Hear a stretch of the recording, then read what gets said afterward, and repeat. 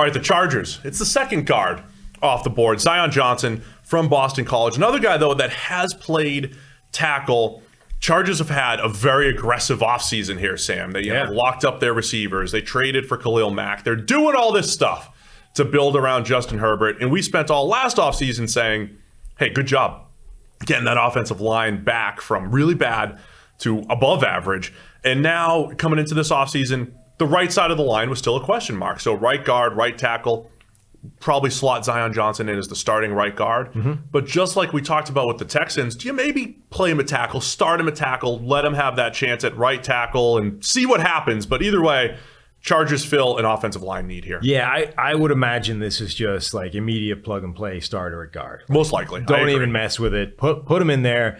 And he feels like, the Kenyon Green one is a little bit more projection involved, a little bit more. It feels sort of like safe because it's a guard who's okay, but there's not as much sort of proven dominance. I think Zion Johnson is like that dude's just a really good guard right now. You don't need to do anything. Don't need to project growth.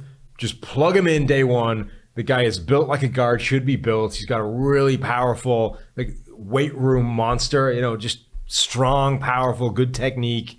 He'll just come in and he'll be pretty decent right from the get-go. And this is a Chargers team who isn't necessarily about, a year ago they were overhauling their offensive line, just trying to get better.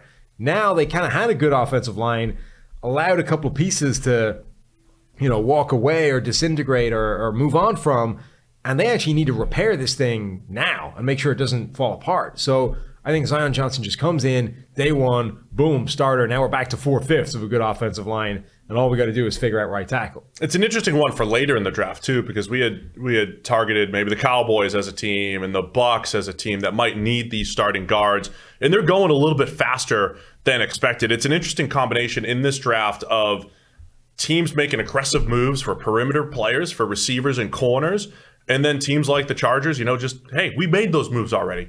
J.C. Jackson's been added to this team. Yep. The Chargers are just they're looking for plug and play guys. So I do agree with you ultimately. I wanted to pose the question about tackle because Zion has played there. But look, he's a good, solid all-around player. It's what we talk about with guards. You are going to put him in there. I like the way he blocks in the zone run game. And I also think that the Chargers do want to be a little bit more efficient from a run game perspective. One of my questions this offseason, if you're Brandon Staley and you're going to be that aggressive as far as going for on 4th and 1s, you got to expand the playbook. Think about last year, how many times Justin Herbert would drop back on 4th and 1, throw like an ISO route on the outside that is low percentage.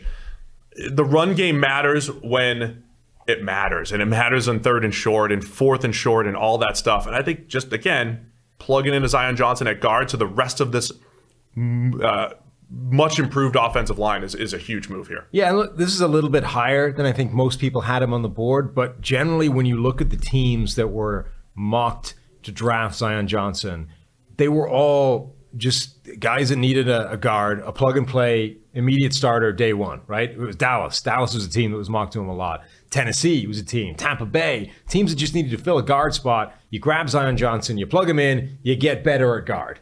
And the Chargers are another one of those teams. Okay, they were a side that's a little bit higher in the draft, and a lot of times people envisage them kind of either getting a guy fall to them, Jamison Williams, Jordan Davis, somebody that's a little bit more flashy, that could upgrade a different spot, and they'd get tempted by that.